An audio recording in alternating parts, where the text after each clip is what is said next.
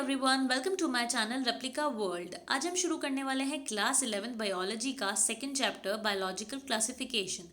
तो चलिए शुरू करते हैं।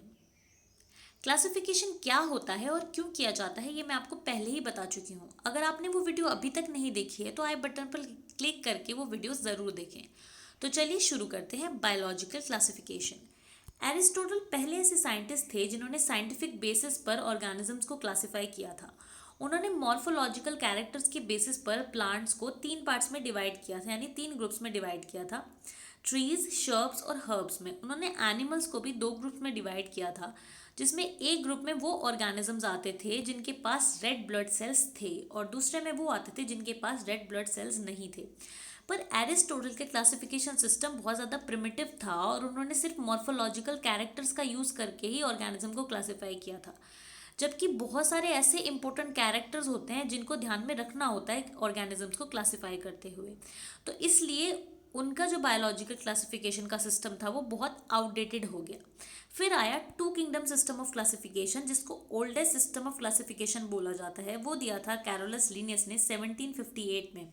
कैरोलस लीनियस ने ऑर्गेनिजम्स को दो किंगडम में डिवाइड किया था, किंगडम प्लांटेई और किंगडम एनिमेलिया। किंगडम प्लांटेई में आते थे सारे प्लांट्स और एल्गी और एनिमल्स में आते थे सारे एनिमल्स।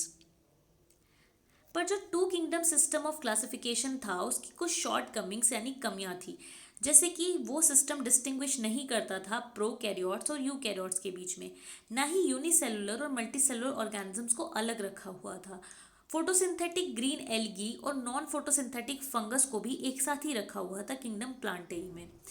और इस क्लासिफिकेशन सिस्टम में सिर्फ मॉर्फोलॉजी को कंसिडर किया था और फैक्टर्स कंसिडर नहीं किए गए थे। कुछ ऑर्गेनिज्म ऐसे थे जो दोनों में से किसी भी किंगडम में नहीं आ पा रहे थे, इसलिए वो लेफ्ट आउट हो गए थे। फिर आता है थ्री किंगडम क्लासिफिकेशन सिस्टम, जो दिया था जर्मन बायोलॉजिस्ट अर्नेस्ट हैकेल ने। उन्होंने कहा था कि एक और किंगडम होना चाहिए, प्रोटिस्टा। वो होना चाहिए यूनिसेलुलर ऑर्गेनिजम्स के लिए, जैसे कि bacteria, protozoa, acellular algae, multicellular organism और कुछ ऐसे ऑर्गेनिजम्स जो मल्टीसेलुलर हैं पर टिश्यूज नहीं हैं, जैसे कि एल्गी और फंजाई। फिर आता है फोर किंगडम क्लासिफिकेशन सिस्टम, जो दिया था कोपलैंड ने 1956 में। उन्होंने दो इसमें ऐड किए थे किंगडम, किंगडम मोनेरा और किंगडम प्रोटिस्टा। पर ये जो सारे क्लासिफिकेशन सिस्टम थे इनमें कुछ कमियां थी, जैसे कि इन्होंने ज़्यादातर मॉर्फोलॉजी को ही कंसिडर किया था और भी बहुत सारे ऐसे ऑर्गेनिजम्स थे जिनको सेम ग्रुप में रखा गया था जबकि वो अलग ग्रुप से बिलोंग करते थे।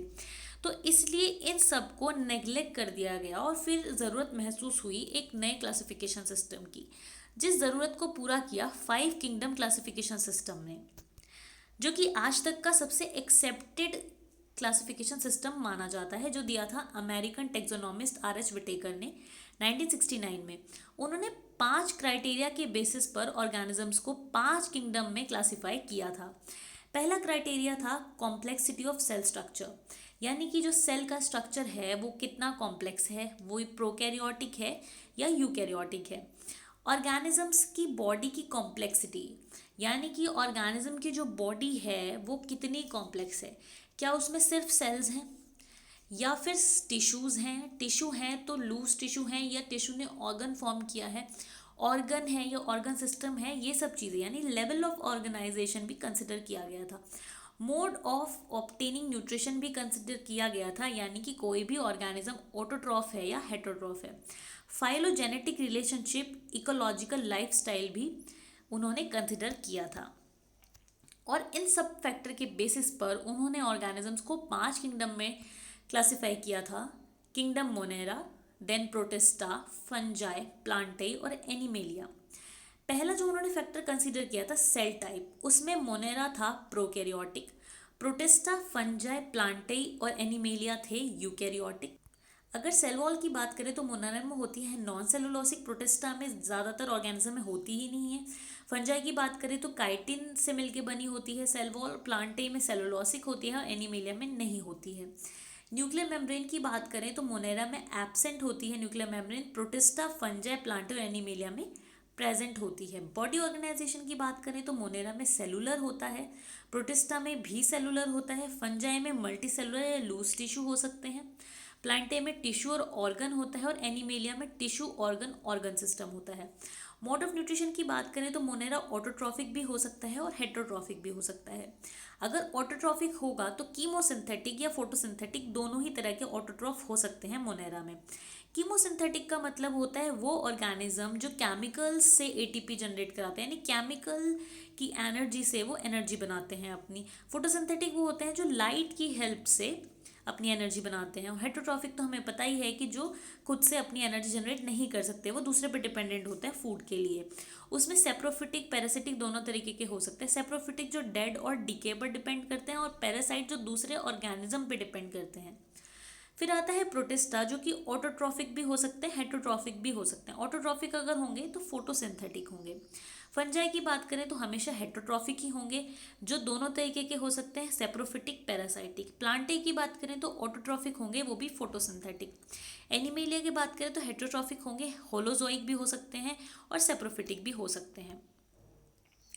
अब जो मोनेरा किंगडम है उसमें आते हैं सारे प्रोकैरियोट्स, प्रोटिस्टा में आते हैं यूनिसेलुलर यूकैरियोट्स, फंजाई में आते हैं फंगस, प्लांटे में आते हैं सारे प्लांट्स और एनिमेलिया में आते हैं सारे एनिमल्स। तो अब हम ये क्या करने वाले हैं, हम सारे किंगडम को वन बाय वन डिटेल में पढ़ेंगे। तो सबसे पहले हम पढ़ते हैं किंगडम मोनेरा को। जो किंगडम मोनेरा है उसमें सारे बैक्टीरिया आते हैं, यानी बैक्टीरिया सोल मेंबर्स हैं किंगडम मोनेरा के। बैक्टीरिया हम जानते ही हैं कि ऐसे माइक्रो ऑर्गेनिज्म हैं जो हर जगह पाए जाते हैं, सॉइल में, वाटर में, एयर में, यहाँ तक कि हमारी बॉडी में भी बैक्टीरिया पाए जाते हैं। अगर बैक्टीरिया को हम शेप के बेसिस पे ग्रुप्स में डिवाइड करना चाहें तो 4 ग्रुप्स में हम डिवाइड कर सकते हैं। पहला ग्रुप आता है स्फेरिकल बैक्टीरिया का, जिनको बोला जाता है कोकस। फिर आते हैं रोड शेप्ड बैक्टीरिया बैसिलस, फिर आते हैं कॉमा शेप्ड बैक्टीरिया विब्रियम, और फिर आता है स्पाइरल शेप्ड बैक्टीरिया स्पाइरलम। तो देखिए ये है कोकाई यानी कोकस, बेसिलाई यानी कि बेसिलस, विब्रियो और स्पाइरला। बैक्टीरिया जो हैं वो ऑटोट्रॉफिक भी हो सकते हैं और हेटरोट्रॉफिक भी हो सकते हैं। ऑटोट्रॉफिक में वो फोटोसिंथेटिक ऑटोट्रॉफ्स भी हो सकते हैं और कीमोसिंथेटिक ऑटोट्रॉफ्स भी हो सकते हैं। अब ये जो किंगडम मोनेरा है इसको 2 ग्रुप्स में डिवाइड किया गया है, आर्की बैक्टीरिया और यू बैक्टीरिया। आर्की बैक्टीरिया की अगर बात करें तो ये ऐसे बैक्टीरिया होते हैं जो हार्श कंडीशंस में रहते हैं, जैसे कि एक्सट्रीम सॉल्टी एरियाज में रहते हैं, उनको बोलते हैं हेलोफाइल्स। हॉट स्प्रिंग्स में रहते हैं उनको थर्मो एसिडोफाइल्स। जो मार्शी एरियाज में रहते हैं उनको मेथेनोजेंस बोलते हैं। जो मेथेनोजेंस होते हैं उनका सेल वॉल का स्ट्रक्चर कुछ डिफरेंट ही होता है, इस वजह से जो उन्हें सर्वाइवल की जो उनकी स्किल्स होती है सेल वॉल की वजह से ही होती है, इसलिए वो इतना एक्सट्रीम कंडीशंस में सर्वाइव कर पाते हैं। जो मेथेनोजेंस होते हैं वो कुछ एनिमल्स के गट में भी पाए जाते हैं, जैसे काऊ और बफेलो के गट में भी मेथेनोजेंस पाए जाते हैं। इसी वजह से जो उनका फीकल मटेरियल होता है, जो उनका डंग होता है काऊ और बफेलोस का, उसमें मीथेन गैस प्रोड्यूस होती रहती है। फिर आते हैं यू बैक्टीरिया, जिनको ट्रू बैक्टीरिया भी बोला जाता है। इनकी कैरेक्टरिस्टिक ये होती है कि इनके पास एक रिजिड सेल वॉल होती है, और अगर ये मोटाइल होंगे यानी लोकोमोशन कर सकते होंगे, चल सकते होंगे, तो फ्लैजिला होगा इनके पास। तो सबसे इम्पॉर्टेंट और बहुत ही अच्छा एग्जाम्पल है यू बैक्टीरिया का साइनोबैक्टीरिया, जिसको ब्लू ग्रीन एल्गी भी बोला जाता है। ब्लू ग्रीन एल्गी इसलिए बोला जाता है क्योंकि एक तो इसके पास फोटोसिंथेटिक जो पिगमेंट्स हैं, यानी ये फोटोसिंथेटिक ऑटोट्रॉफ्स है। इसमें और भी कैरेक्टरिस्टिक है जो एल्गी से मैच करती है, यहाँ तक कि इसको तो कनेक्टिंग लिंक भी बोला जाता है बैक्टीरिया और एल्गी के बीच का। इसके पास क्लोरोफिल ए होता है जो प्लांट्स के पास भी होता है। जो साइनोबैक्टीरिया होते हैं वो यूनिसेलुलर होते हैं, कॉलोनियल या फिलामेंटस हो सकते हैं, फ्रेश वाटर, मेराइन या टेरेस्ट्रियल भी हो सकते हैं। इनकी जो कॉलोनीज होती हैं वो जिलेटिनस शीट से कवर रहती हैं। ये पॉल्यूटेड वाटर बॉडीज में ब्लूम की फॉर्म में भी पाए जाते हैं। जो ब्लू ग्रीन एल्गी के मेंबर्स होते हैं वो नाइट्रोजन फिक्सर भी होते हैं, यानी कि वो एटमॉस्फेरिक नाइट्रोजन को हेटेरोसिस्ट में फिक्स करते हैं। कुछ इसके एग्जाम्पल हैं नॉस्टॉक और एनाबिना। फिर आते हैं कीमोसिंथेटिक ऑटोट्रॉफ्स, जो कि यू बैक्टीरिया हैं। ये बैक्टीरिया ऐसे बैक्टीरिया होते हैं जो कि इनऑर्गेनिक सब्सटेंस को ऑक्सीडाइज करते हैं, और उनसे जो एनर्जी रिलीज होती है उसको एटीपी प्रोडक्शन के लिए यूज़ करते हैं। ये एक इंपॉर्टेंट रोल प्ले करते हैं न्यूट्रिएंट की रिसाइकलिंग में, जैसे कि नाइट्रोजन, फॉस्फोरस, आयरन और सल्फर की रिसाइकलिंग में ये इंपॉर्टेंट रोल प्ले करते हैं। फिर आते हैं हेटरोट्रॉफिक बैक्टीरिया, जो कि बहुत अबंडेंट होते हैं नेचर में। ये इंपॉर्टेंट डिकम्पोजर्स होते हैं, और जितने भी बैक्टीरिया हम सुनते हैं जो कर्ड बनाते हैं, एंटीबायोटिक्स बनाते हैं, नाइट्रोजन फिक्सेशन करते हैं लेग्यूम में, वो सब हेटरोट्रॉफिक बैक्टीरिया ही होते हैं। कुछ हेटरोट्रॉफिक बैक्टीरिया होते हैं जो पैथोजन होते हैं, जैसे कि vibrio, cholera, Salmonella typhi. Pathogen का मतलब होता है जो डिजीज करते हैं, बीमारी करते हैं। फिर आता है माइकोप्लाज्म, जो कि जिनके पास सेल वॉल नहीं होती, वो स्मॉलेस्ट लिविंग सेल होते हैं, वो ऑक्सीजन के बिना सर्वाइव कर लेते हैं और ज़्यादातर पैथोजेनिक होते हैं। तो इस तरीके से हमने अपना पहला जो किंगडम है, किंगडम मोनेरा, वो कंप्लीट कर लिया है। बाकी के जो किंगडम हैं वो मैं आपको नेक्स्ट वीडियोस में बताऊंगी। फिलहाल के लिए अगर ये वीडियो आपको अच्छी लगी हो तो इस वीडियो को लाइक करें, शेयर करें और मेरे चैनल को सब्सक्राइब करें।